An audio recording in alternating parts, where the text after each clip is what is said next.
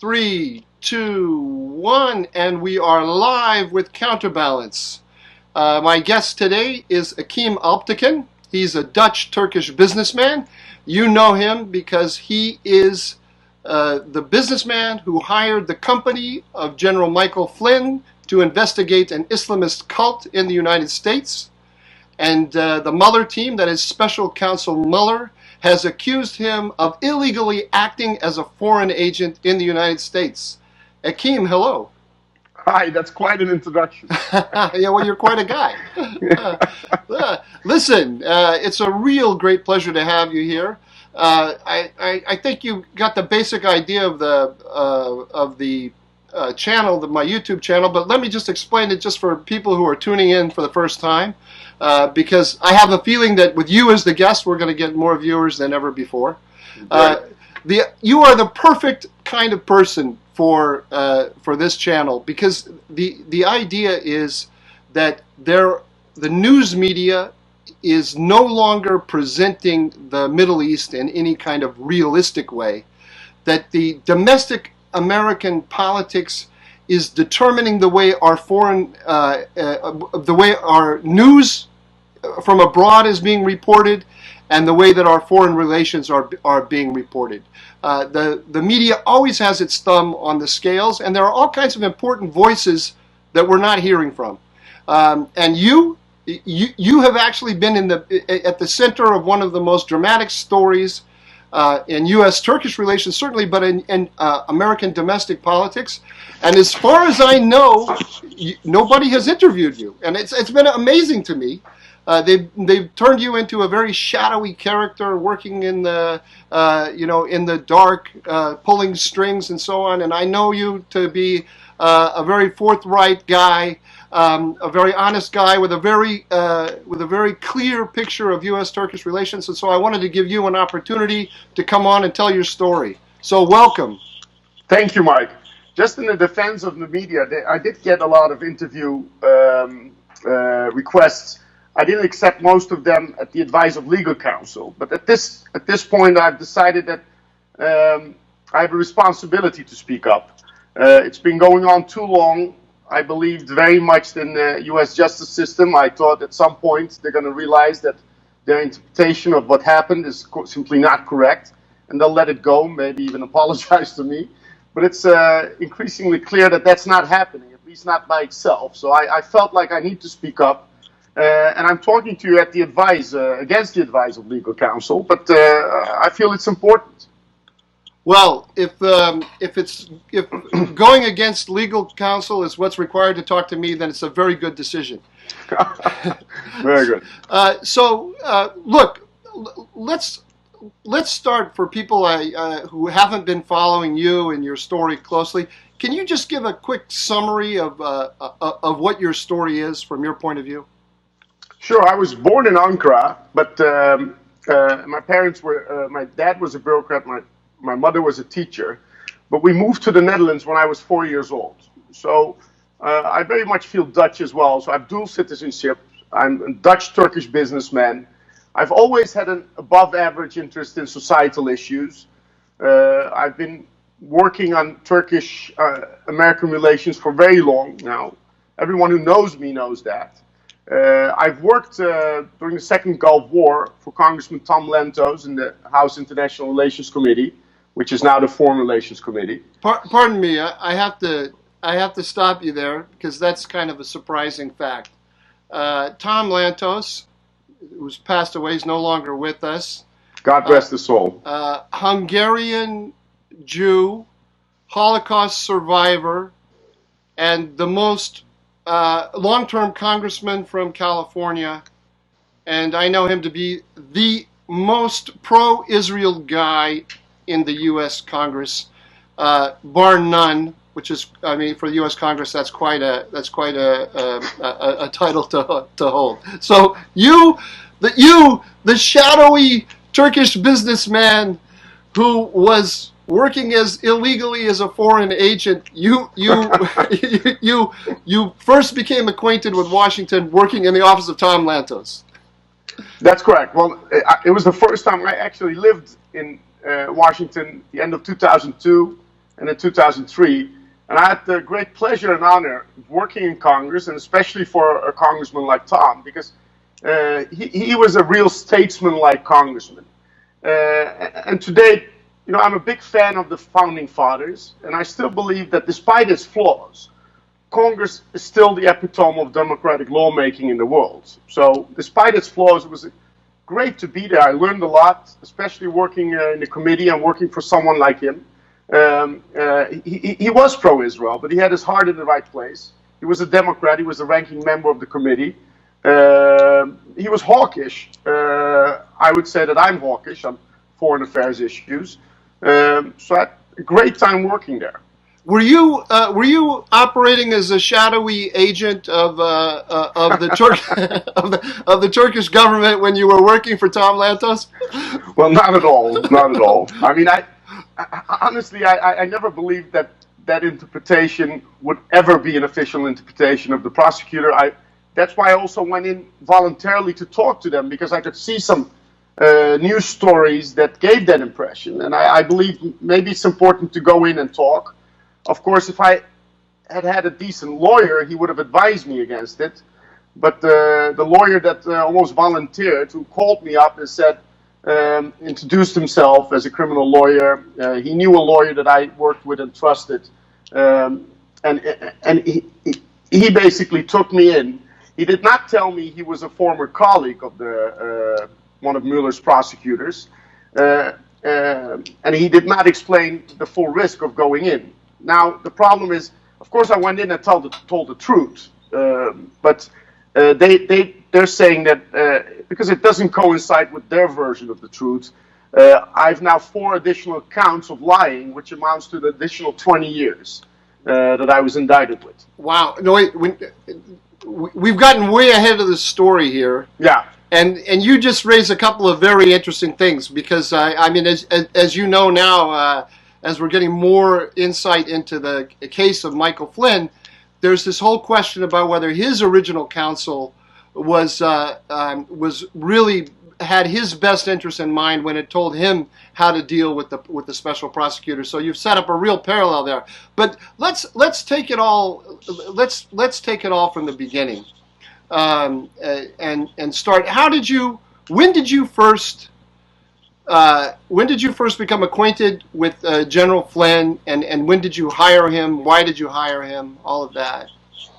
Well, as I said, I worked on the Hill in 2003, at the time prior, during, and after the Iraq War. At the time, General Flynn was not yet a general, I believe, but he was already a very well-known officer in the U.S. Army. Anyone who was interested in the Iraq War knew of General Flynn. He was already, he was legendary in the eyes of many people who worked on these issues. So I knew of him, and I respected him a lot. Later, a friend of mine, Bijan Kian, I'd met him when he was a director at the Exim Bank, and he's a good friend of mine, and he told me that he started a company together with General Flynn. It was always something I had in my mind. Maybe I could do something in terms of opening an office of the Flynn Intel Group in Turkey. And while these discussions were going on, while I was thinking about this issue, the coup attempt happened in Turkey. It was July 15, 2016. And of course, Bijan called me to ask me if we were okay, how we were doing. And we started talking. I expressed to him that I felt very strongly that the government of Turkey needed to commission independent, objective research in the United States to expose who this Islamist cult was. And it's not very easy to explain to an American audience or to anyone who they really are, because when you start talking about them, it sounds like something out of a Dan Brown novel. And that's why when we say it as Turks, it's difficult to believe maybe for an American audience. So I believed we needed people with credibility, with investigative capabilities, who would do objective research in the United States and then explain it to the U.S. public. So, and I believe, sorry, let me just stop you there for 1 second, sure. Because hopefully there are people who are watching this now who haven't been following Turkish politics closely. and you kind of slid over a few things I want to bring out. The Islamist cult we're talking about is the Gulenist movement, right? Correct. And Correct. the July 2016 coup attempt in Turkey, which included fighter jets bombing the parliament and an attempt to kill President Erdogan, is, according to the Turkish government and according to you, and I'll just say according to every right-thinking Turk that I know, was carried out by the Gulenist movement. This is what you're saying, right? Yes, the central nervous system of this coup, in terms of planning it, masterminding it, was this Islamist cult. And there's absolutely no way anyone who knows a little bit about Turkey can deny this. Of course, we have not been very eloquent at explaining it for several reasons. And the fact that the Gulenists used to be aligned with the government of Turkey does not help either. But but it's a fact. Let's just make sure that our viewers understand that Gulen, the man, the cult leader, is in Pennsylvania right now. In the Poconos Mountains, yes. All right, so from the Turkish point of view, and I would just add my own feelings about this. This is totally a credible interpretation of what happened. A guy sitting in the Poconos Mountains masterminded a coup attempt against an American ally. That's correct. And you as a, sorry to talk over you, but you as I just want to get to this because this is your motivation in doing all this. You as a Turk who cares deeply about U.S.-American relations and also the health of your own country, thought, how the hell is this guy sitting in Pennsylvania?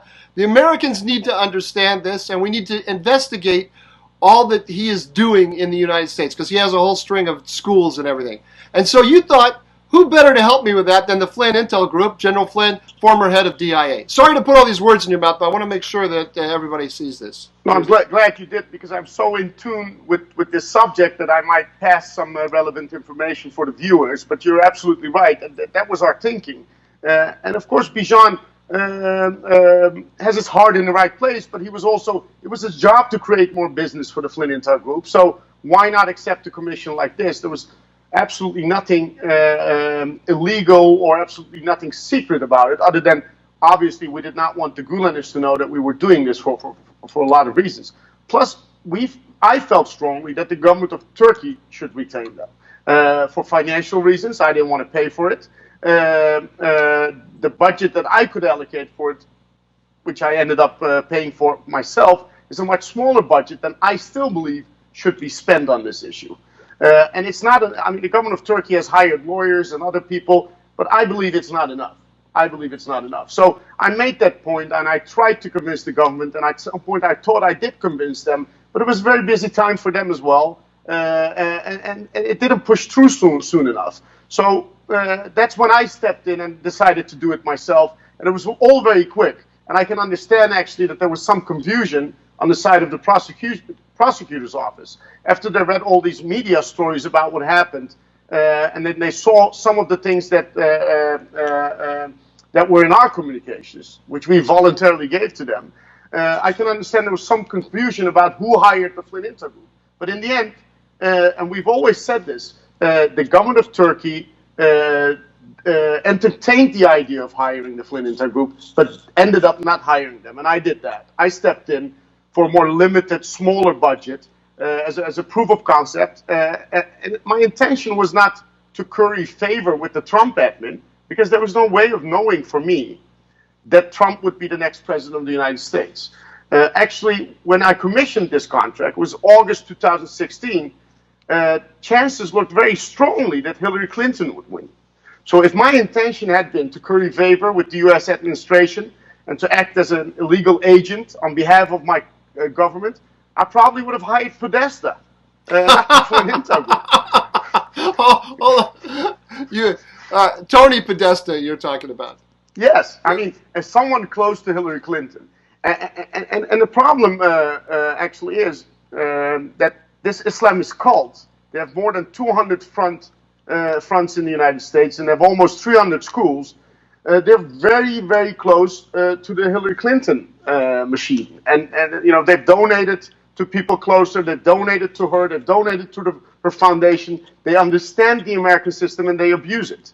So these schools, it's public record that the schools of these gulenists, on a yearly average in recent years, gets about $750 million, $750 million in subsidies from the federal government. So this is imagine this is U.S. taxpayers' money being paid to schools that are inspired by an Islamist imam living in the Poconos Mountains.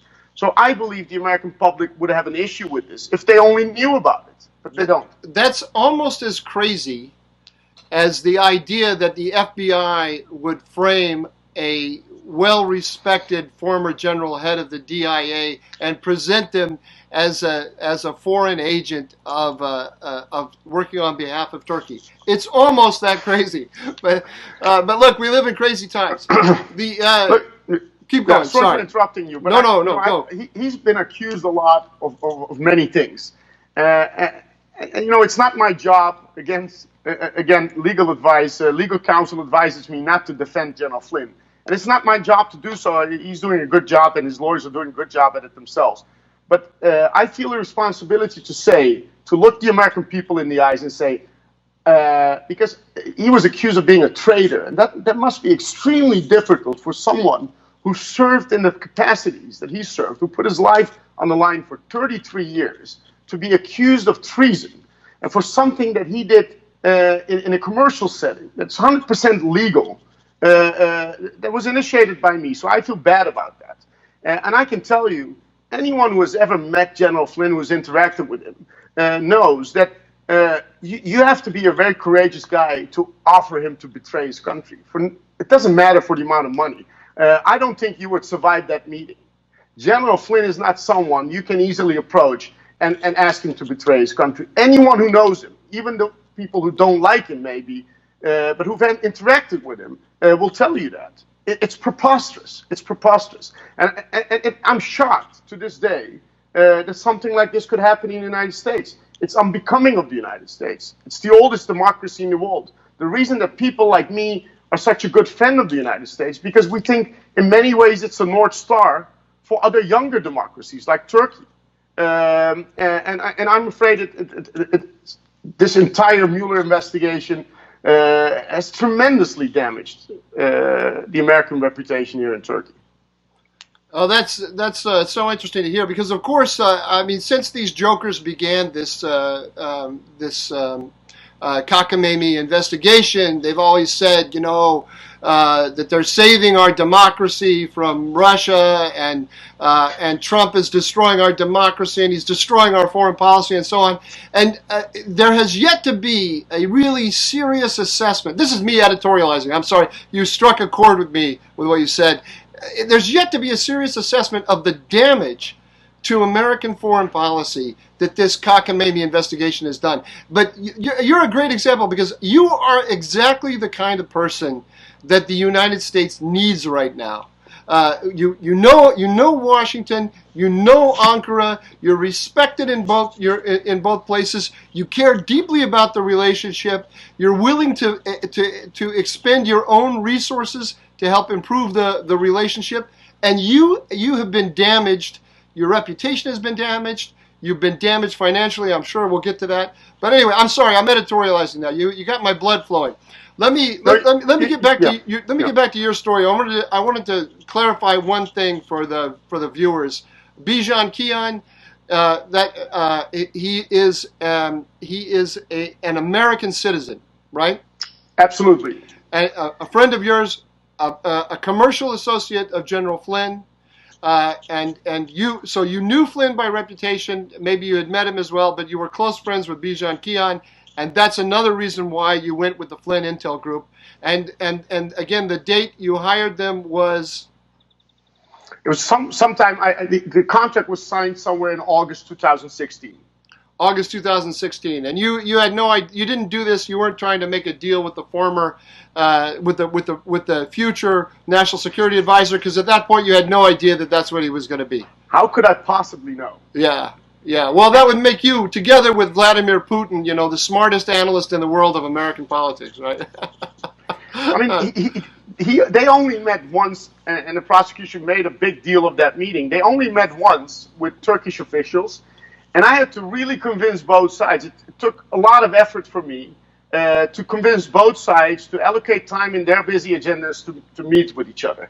I was the chairman of the Turkish-American Business Council, which is the oldest bilateral business council. Our membership largely exists of big companies that have invested billions of dollars into the United States. We're employing thousands of Americans. So it's a very reputable trade organization. So I think the Turkish side did not want to say no because I was the chairman of that trade organization. On the other hand, General Flynn and his associates, like Bijan, did not want to say no because they were on a contract with me, and they liked me, and they did believe there was also probably some use in terms of their own work, in terms of their public role, to meet with the delegation of Turkish officials who were there for the United Nations General Assembly. And in that meeting, our contract never came up. So there was no tit for tat, no quid pro quo, not us asking or the Turks asking for anything. There's been written so much nonsense about it, like millions of dollars that have been offered to the general. It's all complete and utter nonsense. I want to use different words, but I have like my lawyer sitting here on my lap, and he's probably already, he is going to decide not to represent me after this interview. But I mean, it's so crazy things that were said. And what happens is you get convicted by the media before the trial even starts. And we've seen that in the Bijan Kian trial, where initially the media failed, then the prosecution failed, and then the jury failed because the jury found him guilty. Whereas the judge, thank God, did not fail. The judge actually said that no rational jury could come to that conclusion. So, for lack of evidence, he overturned the verdict of the jury, which I'm sure must have been very difficult for this judge. But thank God, in that sense, the system apparently still works. Hopefully a bit sooner in the future than later. But it's just been a very, very difficult process. At some point, I had a crying mother on the line. I had to explain to my mother, who had read some articles in the media, that it wasn't true. So she was asking me, imagine your own mother asking you, my son, why did you do this? And I had to explain to her there was absolutely no way I would ever do that. And she was telling me, we did not raise you this way. Like, why in God's name did you do it? And I had to explain to her that what they were written was simply not true. So it's very difficult to explain to the viewers, what we've been through, but you won't understand it unless you live through it. And I'm sure, I had the luxury of not presenting myself to the courts. And I've been criticized for that as well. If you're innocent, why don't you go to the United States and make your case there? Well, I'm sorry, I have 3 children. I'm 3 children. And everyone who has been following this Mueller investigation, I don't want to speak to the personal motivations of people involved and the institutions involved, but everyone knows there's a political context. And with all due respect for the U.S. justice system, everyone also knows that mistakes can be made. That sometimes people serve 40 years, 50 years, innocent people, and then you say, oh, I'm sorry, we now realize you were innocent, and their life is over. So, I simply don't feel I can take that risk, not in such a highly politicized environment. And I have 3 children, and I just can't do that. But you said earlier, help me with the timeline here, because you said earlier that you came forward and you gave evidence. Yes. On the advice of your lawyer. So when you first heard that your name was being used, you came forward. Explain to me how that happened. Yeah. I don't. Imagine this. I'm in the United States and I'm traveling back and forth. I was in the United States with my family for most of the transition periods, even during the first 2 months of the presidency. Imagine if I had been engaged in illegal activity on behalf of a foreign government, Do you think I would have stayed in the United States? Does that make sense to you? Would I keep my kids in the United States? And imagine I'd done that and my job was over. I'd done this very, very illegal thing. And then after, I think it was March 2017, that my family and I went back to Turkey. After that, I traveled frequently to the United States because, I was the chairman of this trade organization. We have a lot of investment conferences and different events. So I used to travel back and forth. Do you think if I was involved in something illegal, especially after the news that General Flynn was being investigated, that the Trump campaign was being investigated, was already out there, do you think I would feel comfortable enough to travel to the United States? It makes no sense whatsoever. So, of course, I knew that I had done nothing wrong, nothing illegal, and the work that I have commissioned is something that happens in DC every day. And there's nothing illegal about it. So with that confidence, I continued traveling. And then I think it was May 2018 even, maybe. It was May 2018 that I was again in DC for an investment conference that I co-hosted actually with General Jim Jones, who is the former national security advisor of President Obama. And I had no reservation whatsoever being there. I was reading these articles in the media, and then a lawyer called me. And that lawyer said, I think you might be indicted. And I said, are you crazy? For what? So, of course, I knew that I had done nothing wrong, nothing illegal, and the work that I have commissioned is something that happens in DC every day. And there's nothing illegal about it. So with that confidence, I continued traveling. And then I think it was May 2018 even, maybe. It was May 2018 that I was again in DC for an investment conference that I co-hosted actually with General Jim Jones, who is the former national security advisor of President Obama. And I had no reservation whatsoever being there. I was reading these articles in the media, and then a lawyer called me. And that lawyer said, I think you might be indicted. And I said, are you crazy? For what?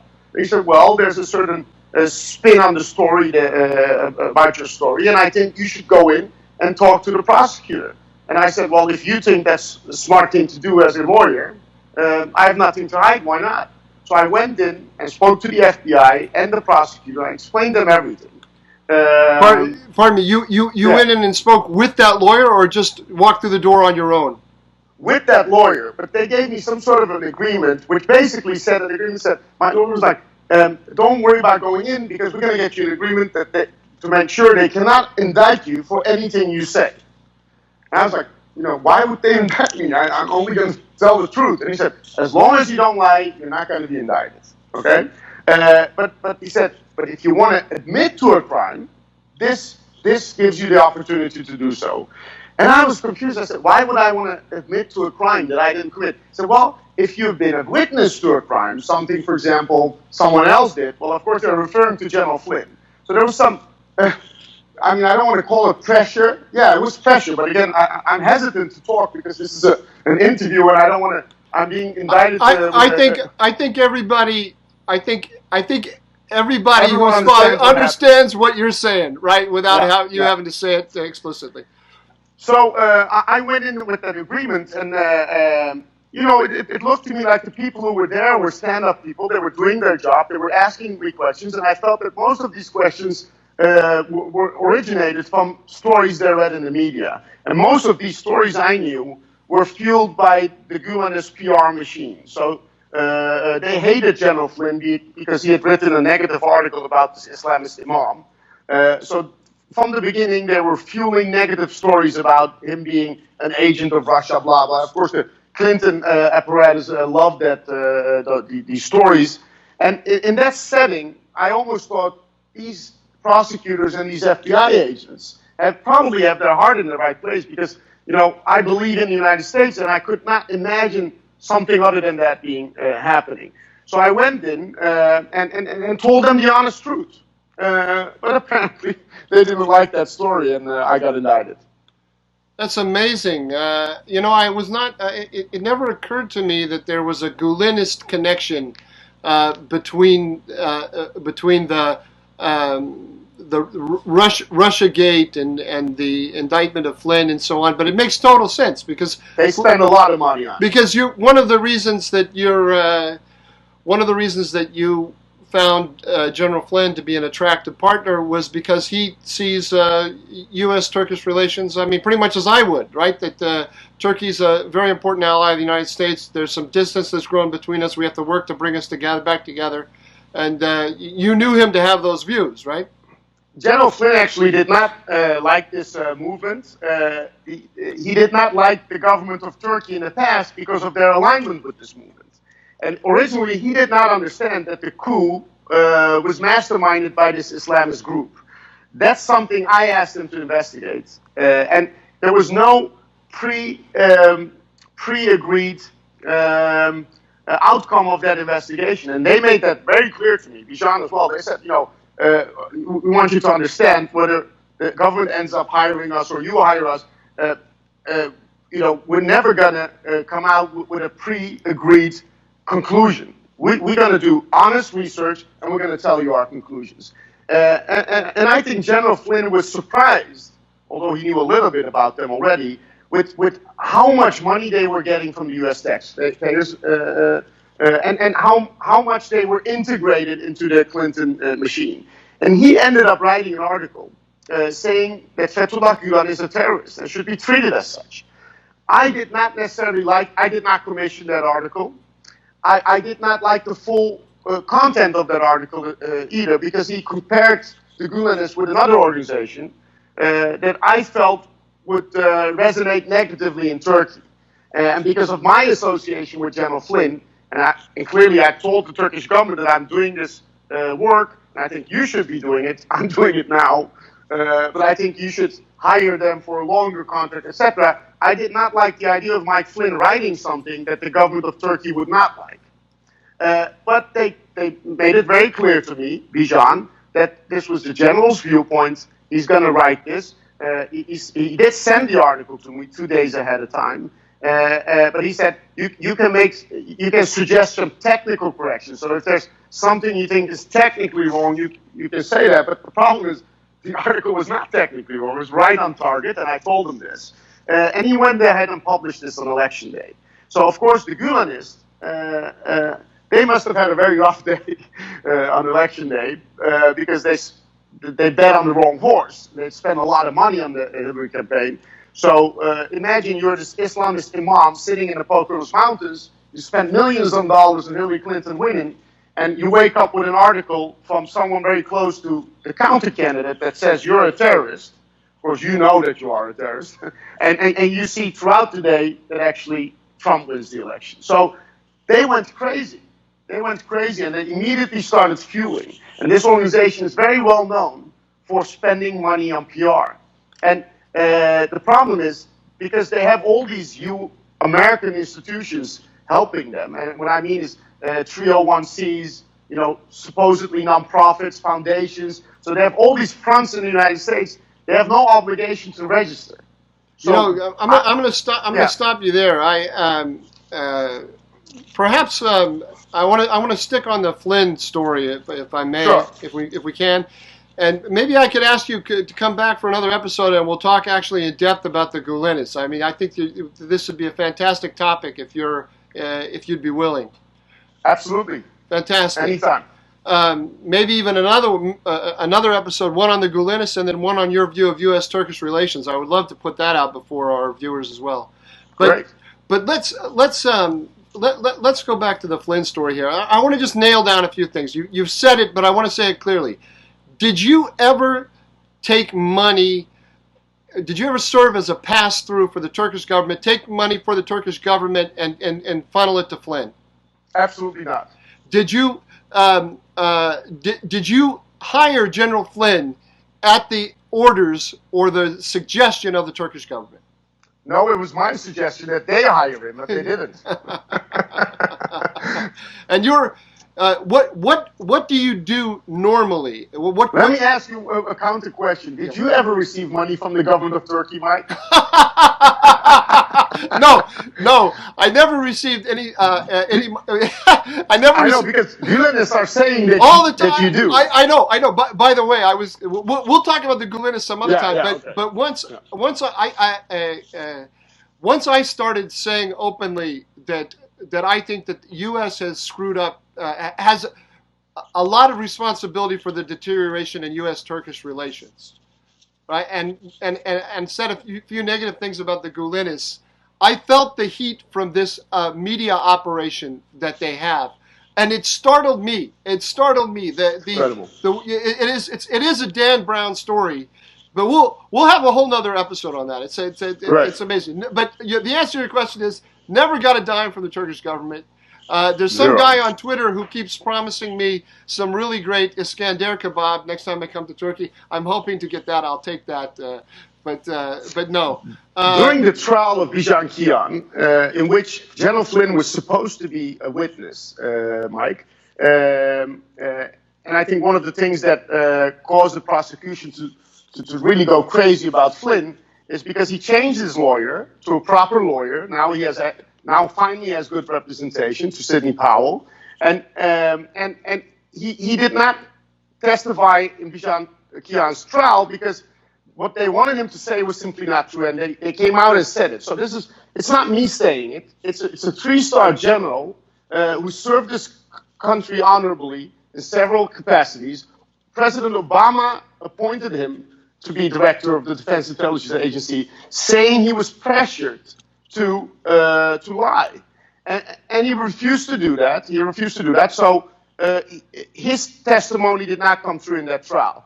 But during that trial, Bijan Kian's lawyers asked the FBI if they asked the government of Turkey to cooperate with a mutual legal assistance request, which means Turkey is a NATO country, it's an ally of the United States, and there's a treaty that allows both countries to ask for legal assistance in case they're involved in an investigation and they need the help of their ally. It turns out the prosecutor's office has not asked the government of Turkey to, for example, look into my bank accounts in Turkey. So if the prosecution is worried about me having paid money directly to Mike Flynn or me having received money from the government of Turkey, you would think that they would at least ask to get access into my Turkish bank accounts to be able to look at it. They did ask the Dutch. So the Dutch government was asked and cooperated. So they have all my Dutch banking details. This is my understanding from going through the transcripts of the trial. But apparently they did not ask the government of Turkey. Why not? So why not? I mean, if you're well-intentioned, you ask, and if the government of Turkey then refuses and says, we're not giving you access into this, then you could go into trial and say, you see, there's further proof that Akeem Alptikun worked for the government because they refused us access into his accounts. The problem is, I think they know they would get access into my accounts. And the problem for them is they would probably run into exculpatory information. Again, all this stuff my lawyer told me not to say. So after this interview, Mike, I'm going to go to jail for not 35 years, but 50 years. But the problem is, it's true. I'm telling the truth. So what? I mean, if they look into my bank accounts and go back 20 years, they'll see that I never received a dime from any organization that is remotely linked to the government of Turkey. So what is your business normally? What business are you in?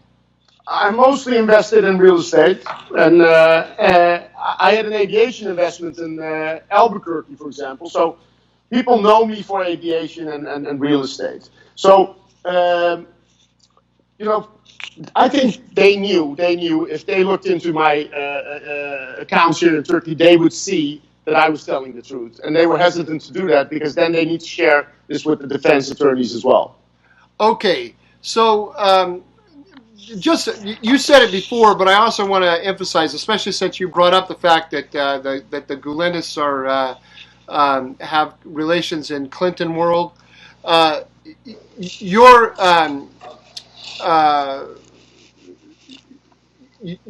kind of work that you ask General Flynn to do is very common in Washington. You mentioned Tony Podesta. right? This kind of thing happens all the time. It's a very small budget and it's very common. It's not a lot of money for DC standards. I've paid a lot more to lawyers now because of this case than I ever paid to the Flynn-Intel. That's interesting. Are you willing to say how much money this has cost you for just legal fees? Well, I still owe a lot of people a lot of legal fees. If I would pay everything, I would be out almost $2 million. And I've paid more than $1 million already. And you know, I'll tell you what. Wait, and I hope that none of your viewers ever have to go through something like this. But if you're ever accused of a crime in the United States and you go to a proper law firm and you ask for an estimate of the cost, you know what the estimates are that I received, the range? No. It's between 5 million and 15 million. Wow. 5 million and 15 million. So even on the low end, it's $5 million. How many people can pay $5 million for their legal defense? So they say that the legal principle is that you're innocent until proven guilty. How it works in practice is they start punishing you immediately. The day the subpoenas go out, the indictment goes out. I mean, you lose your career, you lose your reputation because you get convicted by the media first, and then you lose your money. And because in the end, technically, you're a fugitive. In my situation, very few organizations and companies want to do business with you. So I was one of the most successful rising stars of the Turkish American business community, and here I am having this interview with you about legal costs. I mean, I don't know the extent to which people intended for this to happen on the prosecution side, but it's what they ended up doing to me, and I have to say it's not something I'm very easily willing to forget or forgive. Well, there's I saw an article in the New York Times not long ago that said that something like, I may have the number wrong, 98% of all federal trials end in a plea bargain, rather than they don't actually go to federal cases end up in a plea bargain rather than going to court, and you can see why from what you're describing why that's the case. Well, if you listen to General Flynn's lawyer, Sidney Powell, it took almost 3 years to finally get these documents. But they now have handwritten notes between FBI lawyers and FBI agents where they discussed the Flynn situation before he was indicted. And this is verbatim. At some point, one of them says, what is our goal here? Is it truth/admission? Or get him to lie, I repeat, get him to lie and get him fired. Now, I can tell you, if something like this happened in Turkey or in the Netherlands, everyone involved, including their superiors, would be immediately fired and prosecuted. It blows my mind that this thing is out in the open right now for at least 2-3 days and nothing yet happened. And also, I think, a lot of people that don't like President Trump, that don't like General Flynn, or they don't have to like me either, should be extremely worried about this. Every American needs the rule of law to work. And this is, this is not something it's not only unbecoming of the United States, it's something that very much contradicts what the United States has represented in the world. And it will undermine your credibility. When a U.S. ambassador goes to Turkey and starts talking about rule of law, I saw an article yesterday because of this case by a Turkish columnist who said, look, we're being constantly reprimanded by the U.S. ambassador. The two main things that the U.S. ambassador accuses Turkey of wrongdoing of, it's the media being not independent enough and the justice system not working properly. And he uses the Flynn case to actually argue that both U.S. media is not independent and the justice system is not working. So every American should be very, very worried about this. I agree. It's very hard to, if you actually know all the facts in the case, it's very hard to defend the U.S. system against those accusations. One of the things that's come out now in those documents you mentioned is that the original pretext for going to interview General Flynn to get him to lie, in quotation marks, was that he violated the Logan Act, which is a non-law. It's a joke, but it's such a joke, the Logan Act, and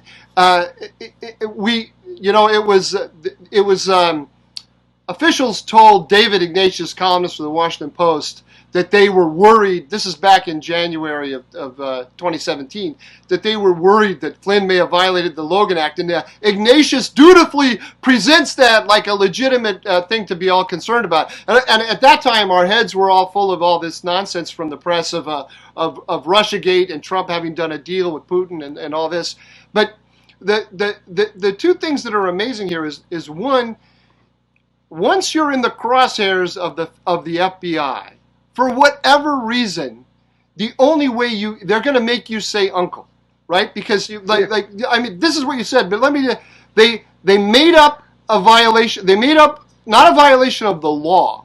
They made up a law because the Logan Act is not a real law. Nobody's ever been. It's from 1799 or something. 1798. I don't know. Anyone prevents a U.S. citizen from getting engaged in official diplomas, something. But in the case, it's worse than you said, Mike. It's worse than you said. Not only they try to, get him on some law that has no validity today, but he actually did not even break that law. So even if you would prosecute him on the Logan Act, you couldn't prosecute him and that's the problem they had, because he was already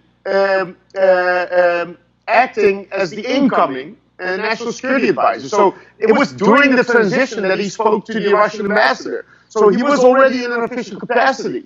So you can't even accuse him of breaking the Logan Act. The most serious law that was violated in this whole episode. Let me just say this, and I want to get back to your story.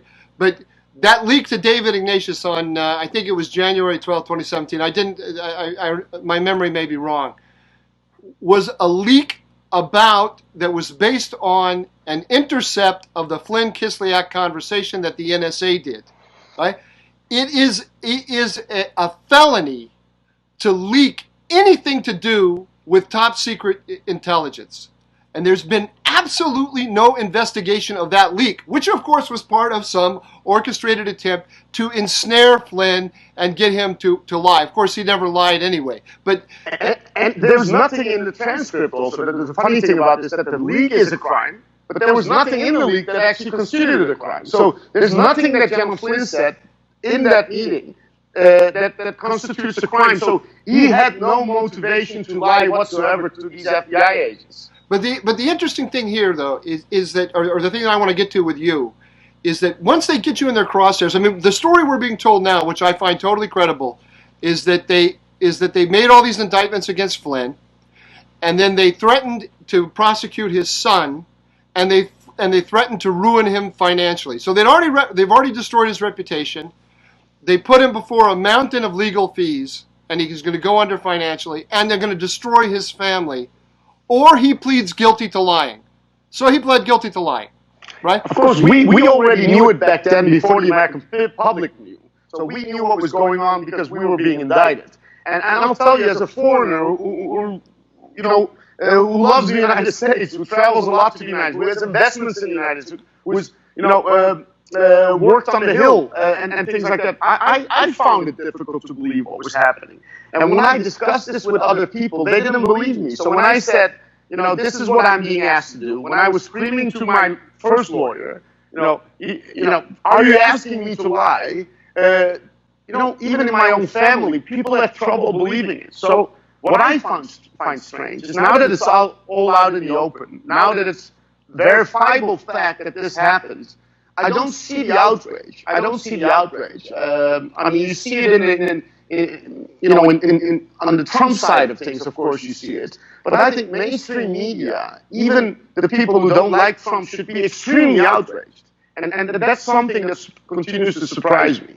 There's two factors there. I know this because I from day one I said that this was a complete. I was going to use language I don't want to use either. But that it was complete nonsense. They're going to put you in the cell next to me. We'll have good conversations. But from day one, I've said it was nonsense.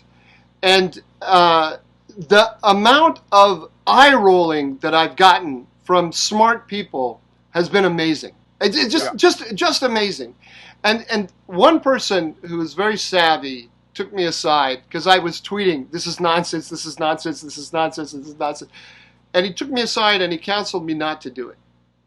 And I said, "Why? I'm right. I'm right." And he said, "Maybe."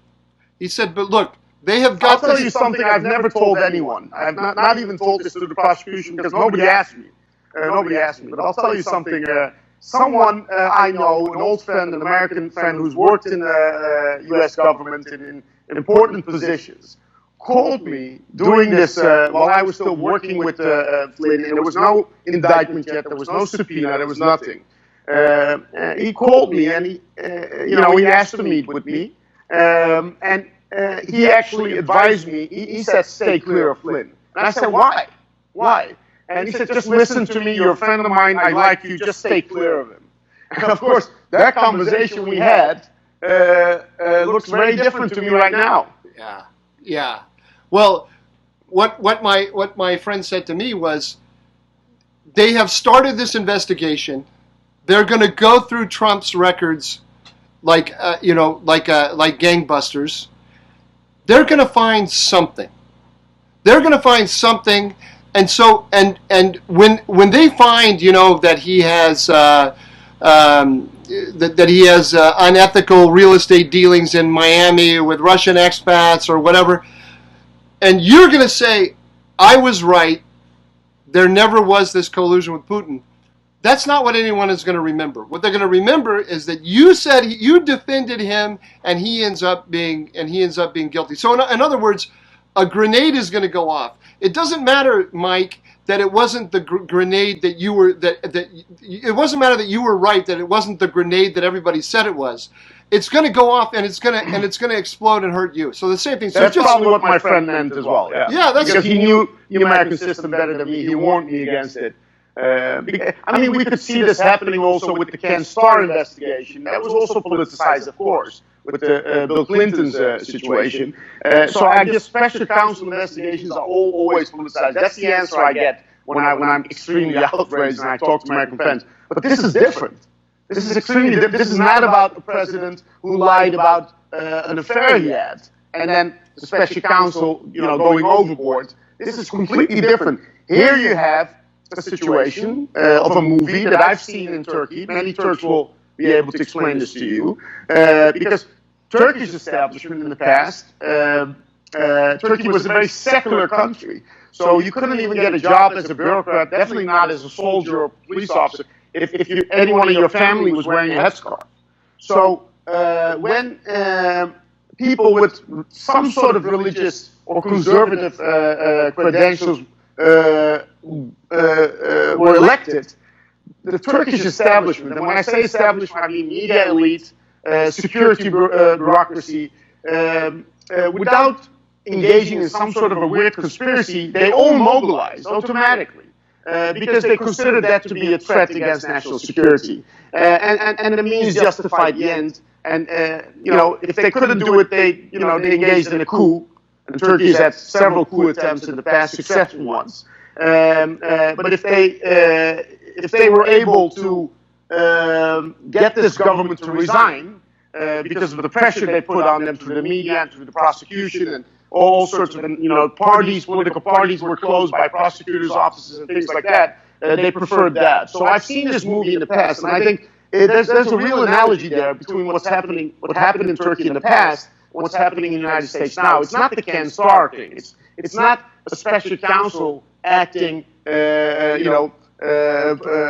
partisanship on his behalf. It's different. It's the establishment considering Trump to be a national security risk for the country.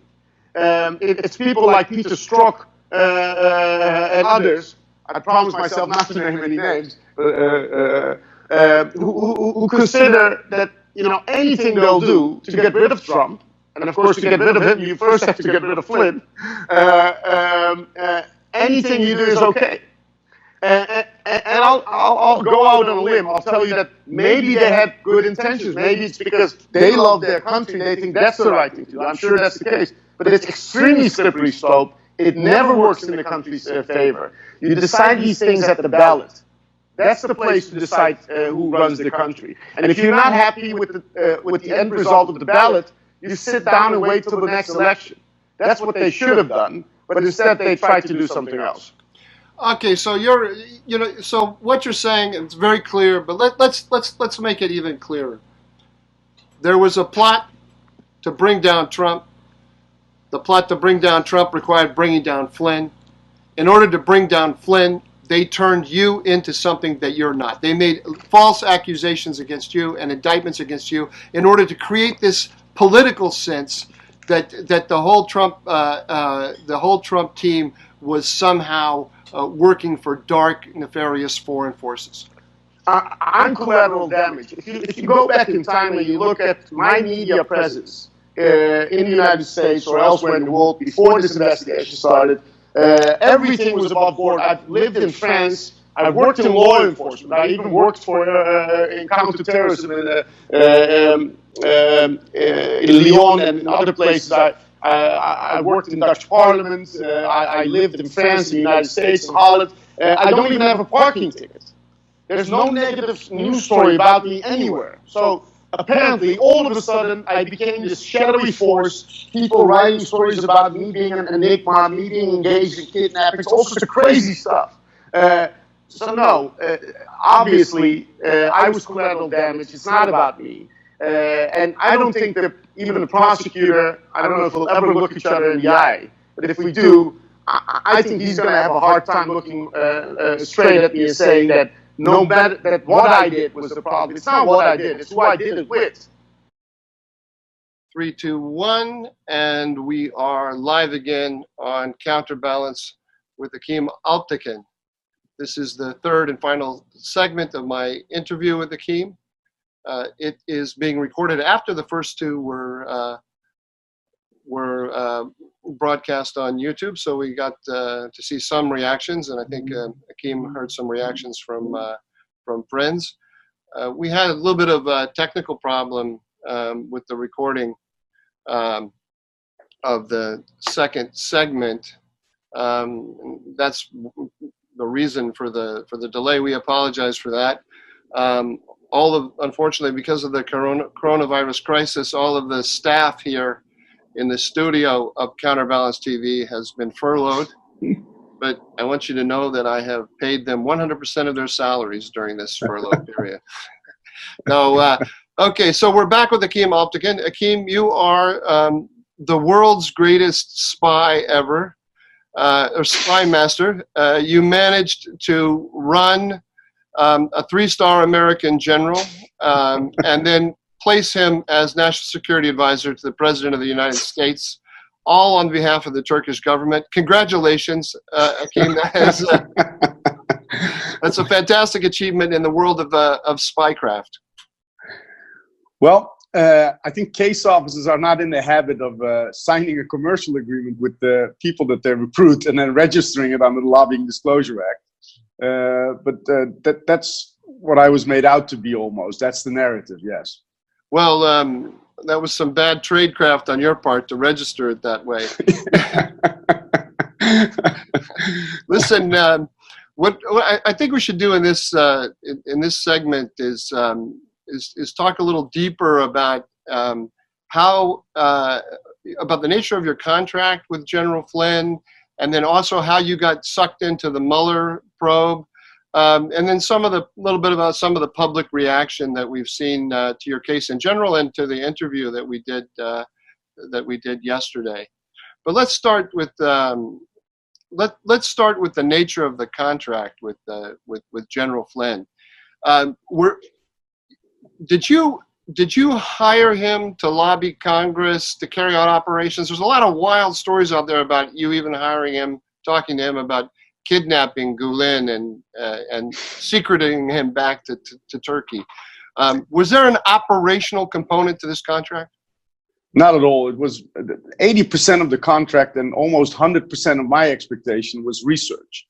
that there, I mean, it was a very short period. So in 3 months, there's only so much you can do. So I wanted them to concentrate mostly on finding out what really the obstacles were to Turkish-American relations. And of course, we knew the focus would be on the Gulenists. We may run into some other issues, but the focus was on Gulenists and what they were doing, how they operate, and what kind of laws they might be violating in the United States. It's difficult to explain, we've discussed this before, how they really operate, because they work to so many fronts. Their membership is not transparent.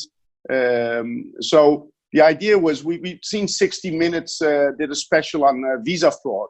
They applied to these H-1B visas. So instead of hiring an American in these schools, they usually bring in Turks. I don't know why you need a Turkish citizen to teach English in the United States, but I think they have more H-1B visas than Google. And of course, some people in the State Department and other places have cooperated with this. And I wanted to get a better understanding on how much money they were getting. It turns out it was about $750 million a year, year over year. So that's annually how much taxpayers' money these people are getting for their schools. And it's mostly, I guess, for rent and for salaries. But the problem is, as 60 Minutes also exposed, is that a high percentage of these salaries are being reimbursed. So they bring in their own members of their cult. They appoint them as teachers. They get paid $5,000–6,000, and then they give part of this back to the organization. So that's why these people are left with a lot of, hundreds of millions of dollars that they can spend on PR and lobbying and other issues. So while we're talking about the $500,000 that I spent on investigating what they're doing, they have no obligation to register because they're working through American fronts, and they're spending millions. And they were working with Podesta. Oh, that's interesting. Again, this is Tony Podesta, who is a lobbyist in Washington who does the same kind of work that you were asking General Flynn's company to do, and who has never been prosecuted under FARA or, I mean, to my knowledge, I didn't. No, he hasn't been. I mean, he had to close his company because his friends probably said, we can't prosecute the others while you're still operating. So he had to close his company, but he was not prosecuted. No. But anyway, the point here is that that the kind of activities that you were asking General Flynn's company to do are very common in Washington. But yeah, I'm not saying Podesta should be prosecuted, by the way. I mean, it's standard operating procedure, especially in DC. I think if you would look across the aisle in terms of how many companies are doing this and how much money is being made, the Flynn Intel Group is probably the smallest of the smallest. I think in the history of American lobbying, I don't think there's ever been a 3-star general or a former high-level official that's made less money of lobbying than General Flynn. So the contract was mainly to sort of survey the universe of activities that the Gulenists were involved in. Yes, and if we would run into some criminal crimes or other issues, the idea was to refer them to the authorities. And so instead of committing a crime, we were trying to uncover crimes and refer this to the authorities. And you did not ask General Flynn to come up with an operational plan to kidnap Gulen from the Poconos and fly him back or sail him back to Turkey. I mean, what a ridiculous idea this is. Do you think if I had said anything that comes close to that, they would have never signed an agreement. They would never talk to me again. And the idea that the Turkish government would want something like this is also preposterous. Imagine we were successful in kidnapping this guy. I mean, who's going to kidnap a permanent residence on U.S. soil and then bring him back to the country? I mean, it's the stupidest idea I've ever heard. Actually, the Flynn Intel Group recommended in the end that he should not even be, that the government of Turkey should re-pull its request for extradition because it's creating too much noise and it's not allowing the American public to really understand, what they are doing in the United States.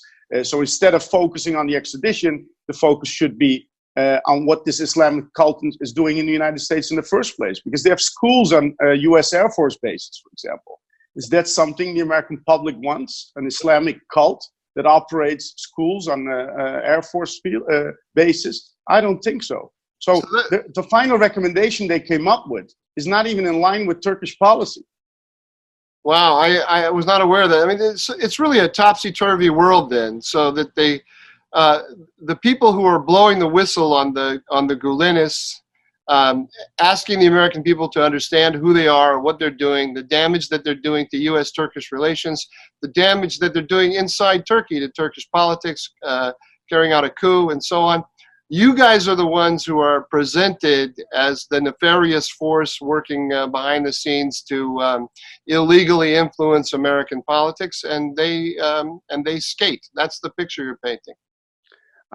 It's not going to last. At some point, I believe very much the truth always comes out. The question is if it's going to come out through the judicial system or not. That's also part of why I decided to talk to you, because, I mean, after the first 2 parts were aired through your YouTube channel, I got some phone calls from friends who were very worried. They said, you shouldn't do this because the prosecutor is going to punish you for this. And truthfully, I can't speak for the prosecutor, but I think, why should I be punished for speaking up and telling people my honest opinion? And it's not their job to punish me. It's, they should be crime fighting. But of course, the idea is now globally that if they can do this to a 3-star general, imagine what they can do to me. And I think that's at the heart of the issue. No, exactly. I mean, look, far be it from me to suggest anything to you about how to deal with this. I can only imagine how difficult it is. But I clearly, the American system is broken in some very significant way. And I'm not sure whether you're getting good advice or bad advice from these people. Of course, I benefit, or my YouTube channel benefits from you coming on. But it looks to me like at this point you kind of have to make your case public, and you have to explain yourself. If you just go through the legal processes, then the prosecutors can either lie or put out little bits of information that paint a picture that's completely false. I mean, they've done this already, and that's why the media, and I also think the jury was influenced by that, and that's why they came up with a decision that no rational jury, as the judge said, should have concluded. But President Trump recently tweeted that what happened to General Flynn should never happen to an American citizen again. And I wholeheartedly agree with him. But I have an addition to that. It should never happen to anyone. It shouldn't happen to people who are not American citizens either, especially not good friends of the United States. Yeah. There's a funny dimension of this, and that's that as you have made clear, you're not an unknown quantity in Washington, D.C.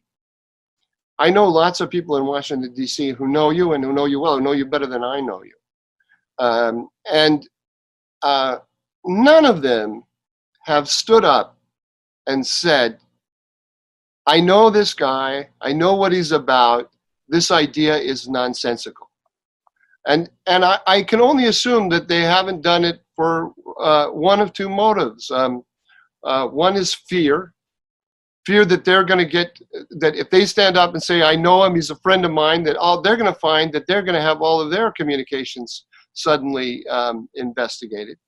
And the other one is just politics, partisan politics. Nobody wants to be seen to be supporting Trump and Flynn, and it's a shame because this is a miscarriage of justice. I'm not going to pretend to be neutral in this. To me, it's obvious that this is a tremendous miscarriage of justice. Look, Mike, I've donated to causes I believe in the past. This contract had a commercial rationale for me as well. I was working with an Israeli gas company. I was hoping to leverage this relationship for that as well. There were other issues why I was excusing almost to myself, telling myself that there was a commercial rationale. But in the end, I'm a patriot. It was right after the coup. I very much believe in this cause, and I decided to go ahead. I did believe the government of Turkey would step in at some point or later, or maybe there would be a bigger contract in which I would get compensated, but it didn't happen. But bottom line is, it's not, as you said, it's not the first time. I didn't show up as a secret agent in the United States. I was the chairman of a trade organization. I worked on the Hill in the past. I've traveled frequently to the United States. I have an investment. I had an investment in Albuquerque. I've donated to Native Americans' causes as well. So was it the Turkish government who told me to give $15,000 to a Native American school? It's nonsense. I always donated in causes that I believe in, and none of that was ever prosecuted. So again, it's not what I did, but it's who I did it with. That's the problem. If Hillary Clinton would be president right now, and if I was working happily with Tony Podesta, there would be no issue whatsoever. Right. Nobody would be talking about this. And another thing I wanted to say, I saw that the FBI director, the current FBI director, testified in the Judiciary Committee about 2 months ago about the FISA court fraud and the conclusions of the Inspector General, what went wrong there. And I commend him for saying that they've taken precautions. And he said the American people can sleep well again, and they shouldn't be worried. The problem is we're not sleeping well. I think many Americans are not sleeping well either. My family certainly isn't. I don't think the Flynn family is sleeping well, or Bijan Kian's family is sleeping well. So I think there's a lot of work to be done, and there should be equal justice for everyone, and it should be clear what these laws are. Once you start using obscure laws like the Logan Act issue, I mean, it has no legitimacy whatsoever. And I think it's not just unfair to me. I think it's bad for the United States.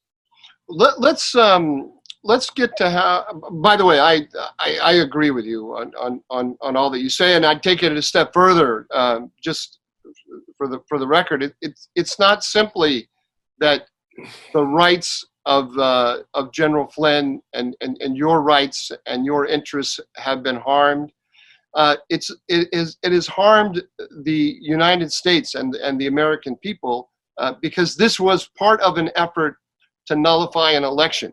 So I mean, it goes to the heart of the legitimacy of our institutions.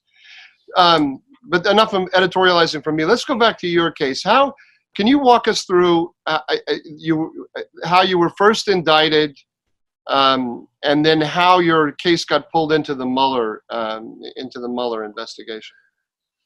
I think, as I said, the moment General Flynn published that article, that op-ed about the Gulenists, they started attacking him. They probably directed the several public relations efforts that they have to target him as someone who should not be in government, because that was an existential issue for them, because he made it very clear that if he would be in government, he would target this Islamic cult. Understandably, they didn't want him in any position of power. So when they started fueling all these conspiracies and crazy ideas, including my engagement with him, I think it originally started with the FARA department, well-intentionedly looking at, wait a minute, did something go wrong there? Should they have filed? I think that I'm hoping that that's how it started. And while the prosecution, the national security prosecutors at the Justice Department were looking into this, the Mueller investigation started. And I think it got politicized somewhere there. That's my guess, because if the intention was from the beginning to arrest me or do anything, I was there a lot. So why not arrest me? I mean, they could have prevented me from leaving the country if they had any inkling of me being involved in a major criminal conspiracy, as they say now. They probably would have not been very difficult for them to prevent me from leaving the country. So what was the date that you were indicted? It was I think it was the end of 2008. So it was December 2018 that the indictment was released. So I don't know when they really came up with it, but they made it public in December 2018. Okay, so that's look at what they did with I mean, to really answer your question, you have to look at the entire spectrum. And bottom line is, they accused the president of the United States of being a Russian asset. Look at what they did with Carter Page and George Papadopoulos, and I'm saying his name correctly. I don't know any of these people.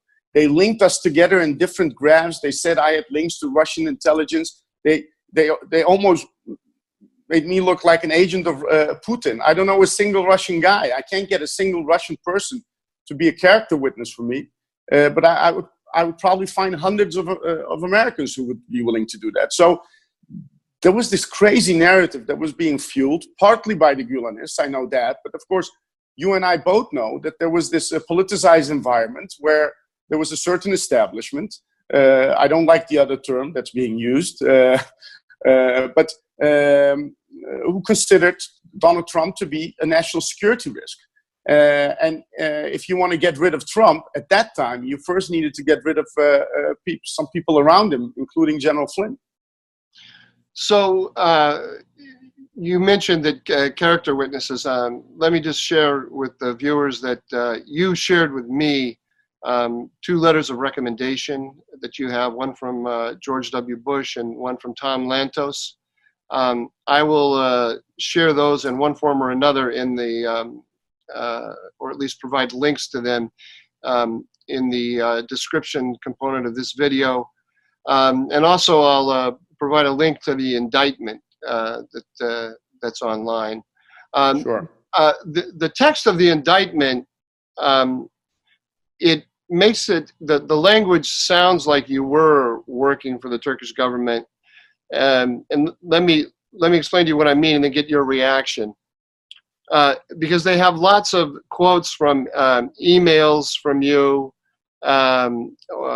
saying, I talked to Minister so-and-so and there's great interest and so on, which makes you sound very much like you are working on behalf of the government. And I think you've explained, and I understand that, why that language is misleading, but maybe you could just address it specifically. I mean, it's very clear. I was pitching to the government. I was not working for the government. I wasn't lobbying the American government on behalf of the Turkish government. I was actually lobbying my own government to hire the Flynn Intel Group. So I was lobbying as a businessman, as a Dutch businessman, my own government, to hire an American firm to do independent investigative work about the Gulenists. I believed it was not fruitful for our government to constantly go to the United States back and forth and to say bad things about the Gulenists in terms of what they'd done in Turkey. And it turned out there was very little willing ear to listen to that, especially under the Obama administration. So it was my idea, and I still think that's a very good idea, is to look at what they're doing in the United States, to make it more public, the amount of dollars that they're getting from the US taxpayer, and what they're doing with it. And I think this will make them, especially this imam, the leader of them, this Fethullah Gülen, will be exposed as, for what he really is, if you do this properly. And that was my intention. And I did speak to Turkish government officials. I was doing that in my capacity as chairman of a trade organization as well. And there was a willing ear on the Turkish side to do this. They were considering it. But you have to understand the environment. It was very short after a coup attempt had taken place. Obviously, these people, especially the higher level people, were very, very busy. They did make certain representations to me that led me to believe that they would end up the Flynn Intel Group. And I actually believe that they would have. I think they would have. Of course, the entire issue became very toxic the moment these news stories came out about my engagement with Flynn not being above board. So the government of Turkey, for whom I'm supposedly working, simply did not carry further any of these discussions, which is very understandable under the circumstances. So this makes total sense, I mean, at least to me, that you're, on the one hand, you were just operating from Turkish patriotic motives, and a concern for U.S.-Turkish relations, and you invested your own money, and then you were willing to spend that money out of pocket, whether or not the Turkish government ever got interested. But at the same time, you're going to the Turkish government and saying, "Hey guys, this is the way to go. This is what I suggest to you if you want to solve this problem." That's the story? Exactly, and it's not the first time I did that. There's other firms that I recommended. Some of them were hired, some of them weren't. But they had nothing to do with the Gulenists, so that's why there's no, there's no controversy surrounding them. And the firms involved are not people close to President Trump, and that's why there's nothing there either. But it's not, I've been doing this for a very long time. There's the annual Turkish-American conference that's being held in DC for more than 3 decades now, almost 4 decades. I've been going to this conference. I've been there for at least 10 years consecutively. Of course, I haven't been attending the last 2 years. But before that, I think the first time I attended was 2001, right after 9/11. So I've been engaged on these issues. I remember a letter I got from my Dutch school director when I graduated from high school. Of course, they gave a letter to every student who graduated, but my letter said something about me having an above average interest in societal issues. I still have that.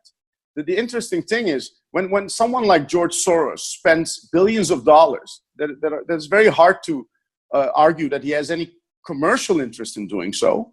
I mean, if George Soros is allowed to spend money, billions, on his political views, why am I not able to do so? Yeah, I know. I mean, clearly they've criminalized activities that people engage in every day here in Washington, D.C., and frankly, activities that we want people to engage in. Because if it weren't for people like you, we wouldn't be able to understand the nature of the Gulen movement and the damage that it's done to U.S.-Turkish relations. And I'll tell you another thing. You're being ridiculed globally if you support President Trump. I used to be a very respected interlocutor of Turkish-American affairs. People called me about my opinion, etc. But the moment I started supporting Donald Trump, I believed he would be a better president than Hillary Clinton. People start ridiculing you, and it's really mostly a PR effort. So I don't think everything Donald Trump says makes sense. Sometimes it doesn't, but I don't think everything Hillary Clinton says makes sense either. And it's a political preference. It's not about, somehow it's the arrogance that these people have. They think that their opinion is more worthy than others. And it's like Hillary Clinton called his supporters deplorable. And we've seen the same dynamic, Mike, in Turkey. Look, everyone who supports President Erdogan in Turkey is being called the exact same name. So, they call Erdogan an enemy of Christians. They call Trump an enemy of Muslims. A lot of people ask me, as a Muslim, why do you support President Trump? He hates Muslims. He doesn't hate Muslims. He loves his country. It's a different thing. And for him to want to make America great again doesn't mean he wants to make the world bad again. I mean, America is a global superpower. America cannot be great if the world is bad. I mean, anyone in his right mind understands if your neighbor's house is on fire, you can continue eating in your own home. But at some point, the smoke is going to sip through and ruin your dinner. So America does not have the luxury of completely ruining the world. Why would he want to? I think it's the opposite. I think President Trump understood early on that the United States should invest in more stability and in more prosperity instead of more warmongering on other issues. And again, I'm not saying that Hillary is a warmonger. She probably, whatever she did and wanted to do, is because she believes it's in the best interest of the country. But why is it any different for President Trump? You see my point? So there's a media effort to make these people look very bad. Erdogan is an enemy of Christians. Trump is an enemy of Muslims. It's all nonsense. These people want what's best for their country. You don't have to support them. I don't always do. But the arrogance of people believing that their political preference somehow deserves priority, that's what's maddening.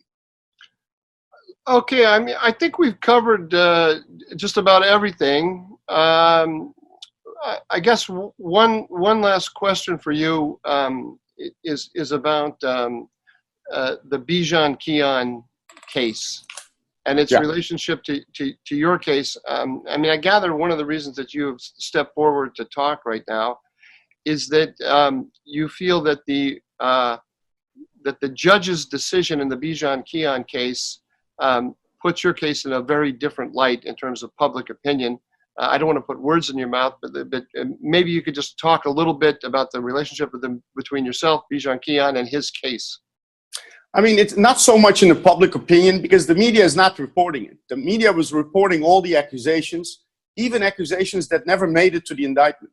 I mean, all this stuff about kidnapping and, corruption and illegal payments. None of this is in the indictment. I'm not indicted for corruption. I'm not indicted for bribing someone. I'm not indicted for trying to kidnap someone.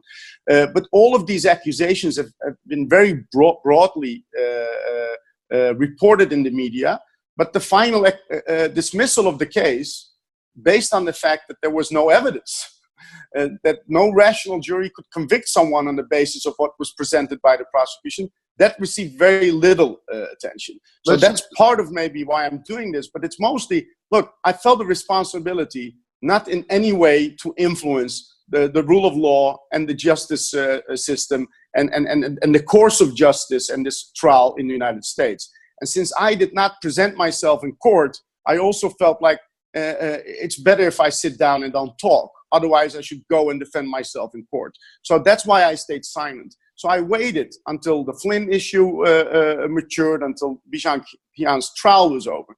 But I'm now understanding, this is my personal opinion, I'm very sorry if the prosecution wants to punish me for this, that they're trying to drag this on until the election. So it keeps hanging over President Trump, some cloud that keeps hanging over him, so they can say that people in his close circle were involved in all these nefarious issues, as you said. And now that I see that, especially now with General Flynn's, the information that we always knew, but now it's verifiable that the FBI was not out for truth or admission. I mean, it's their own notes that I'm quoting. They were out to get him to lie, which is entrapment at best, and then so they can prosecute him, blackmail him, pressure him, and of course get him fired, so they don't have to deal with him. So now that we know all of this, now that this is out, and now that Bijan's case has been dismissed, although the prosecutor, of course, took it to a higher court, which is mind-boggling to me. But I feel a responsibility to speak up, and I think I was first convicted in the court of public opinion because of mainstream media. And I think the best place to be acquitted is in the court of public opinion. I mean, in the end, look, I'm sorry to interrupt you, but you said they accused me of being a spy. Look, not only spies don't enter into an agreement that they then go and register. They don't make these payments from their personal accounts, etc.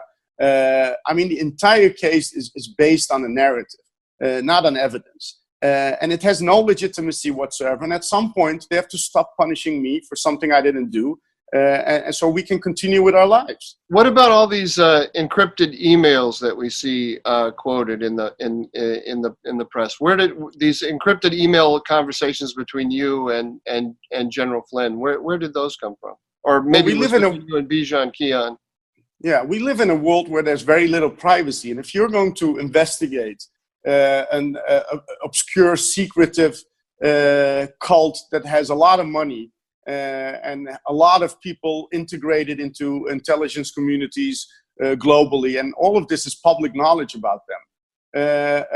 I mean, and you don't want this to come out. Of course, you use encrypted emails, but we all of us have experience with using higher grade encryption, stuff that would be very, very easy to decrypt. We didn't do that, so we weren't worried about the American government reading our emails, because we all know, especially General Flynn does because of his background, but Bijan also knows. And I worked at Interpol, it was a decade ago, but as a former person who's worked at that level in the law enforcement, I also know that the government has certain abilities that allows them to decrypt these emails. So if our audience, if we tried to hide something from them, we wouldn't, first of all, we wouldn't have written anything down. Second, we would not have decrypted these emails and given them as part of the subpoena. It was our legal obligation to do so, and we've done that. And they can go into my accounts, and they did this because I received a notice. So the encrypted emails were not intercepted by the government in some way and then decrypted. You decrypted them and gave them to the government. Yes, if they have something that I did not give to them, then it's by accident. But everything I've seen in the indictment, I think 95%, maybe more, was given by us, decrypted and given by us as part of the indictment. And the few things I saw that wasn't given by me, it's probably given by other people involved in this investigation. on our side. If I understand correctly, you offered up all of these emails before you were indicted. Is that right? No, before I was indicted, yes, as part of the subpoena. Exactly. You were voluntarily cooperating with the government, answered every question that they wanted, gave them every communication that they wanted. Of course, because I believe what I gave them also confirmed what I told them earlier. Somehow they believe it didn't. But look, they in the trial, and I've read the transcript, FBI agents and forensic experts testified, and they're saying they have abilities, they have my passports. I also received notices from Google and other places that told me they received the government order to give up my passport, and they did. So they are able to see if I erased stuff, what I erased. They're able to see, all of my emails. They have special software that allows them to search on keywords. They have everything. I mean, the full weight of the United States intelligence community was used, I have to assume, for this. Since they are saying U.S. national security was threatened, so I want to assume that they did their job and used everything that was at their disposal, and they haven't found anything. You would think if I was this, the world's greatest spy master, that we would have, that they would have found a little bit more. I mean, what is it in the end that we did? And we stopped. I mean, the entire engagement stopped before the election. I mean, we did not even interact during the transition or afterwards. So there's not a single message between me, and they're spreading these rumors on purpose. Just before the Bijan Kian trial started, the prosecution came up with this idea that there are multiple pieces of evidence in the possession of the United States government about communication between me and General Flynn. And as I've said before, there isn't. They're lying. Well, they might be telling the truth. There might be, you might have sent a message, an innocuous message, but they can say that it was independent of Bijan Kian, and then they can keep the idea of this collusion alive, even though the Bijan Kian conviction has been overturned as completely baseless. I wish, and if there's any way I can authorize it, I would. I wish that every phone call, every conversation we've had over various internet programs like Skype or anything, or even our personal meetings, including that now infamous meeting in New York. I wish we had records of transcripts and wiretaps of all these meetings, because the only thing they would show, they would position General Flynn as a knowledgeable expert in international relations and an American patriot, and I hope I would come off well as well. And Bijan certainly would come off as an upstanding citizen, someone who's trying to do what's best for his country. So there's never been anything that we discussed that comes close to let's do this and then hide that and then conspire to do that. Let's lie about this. None of that. Never. Well, I completely agree with you. I mean, I'm sure you're correct. I feel that you're owed an apology. And including restitution. Unfortunately, I'm not in a position to do anything about that. But I can. Money, but maybe they can stop giving Gulen some taxpayers' money. Yeah, well, that would be a reward. That would be a reward too. Yeah. I think we've covered all the major issues. Is there anything else you want to say? If not, we can close it down, I think. No, just send my greetings to everyone in DC. Tell them I'm very eager to visit again and hopefully have dinners with friends, with my American friends again. Have you? I would love to be back. Have you had since the? When's the last time you had any communication with direct or indirect with Mike Flynn? Not since the indictment. Not even since the subpoenas. We had that. No, I mean maybe even before that. We've had zero, because the lawyers say that it may have been construed as trying to coordinate our stories or whatever. So we've had zero interactions. It's one of the preposterous accusations is that the prosecutor says that since that the fact that General Flynn and me are telling the same story. It's circumstantial evidence that we have matched that we coordinated our story, and it's matching lies. Matching lies. When two people tell the truth, they also say the same.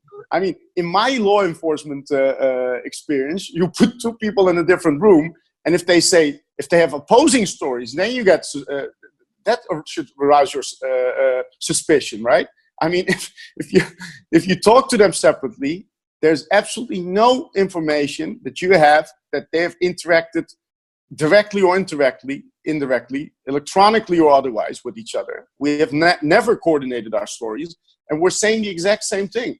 Could it possibly be because we're telling the truth, Mr. Prosecutor? That's amazing.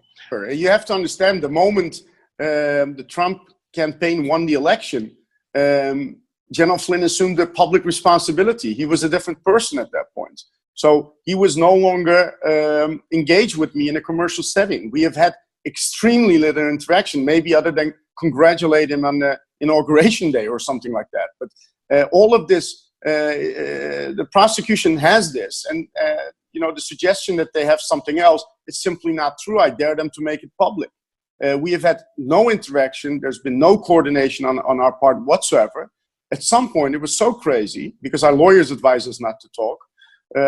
I felt weird for not communicating with Bijan Kian, especially, because this is someone I celebrated Christmas with. So I knew this was very hard on him. I know his children, I know his wife, and I wanted to talk to my friend. And my lawyer said, you can't. So at some point I said, can I wish him Merry Christmas? Can I just send him a message saying, because it was the next Christmas already, and the previous Christmas we'd spent together with our families. And my lawyer said, no, you can't. And then I said, would you be willing, as my lawyer, to tell his lawyer that I'm wishing him well and Merry Christmas? And my lawyer said, no, we cannot. Because even the Merry Christmas would maybe interpreted as a code or something, some sort of a communication between the two of you. So the answer is no, Mike. We did not communicate. We did not communicate. And that's another, I mean, they say you're innocent until proven guilty, but we've not been able to talk to many of our friends for several years right now, and you're being punished. And we're not proven guilty. It's the opposite. It's been proven that we're not guilty. But despite that, I'm not able to travel. Internationally, no bank wants to open a bank account for you. And I mean, we discussed all of this. So, I mean, at some point it has to end. So we can wish each other Merry Christmas again.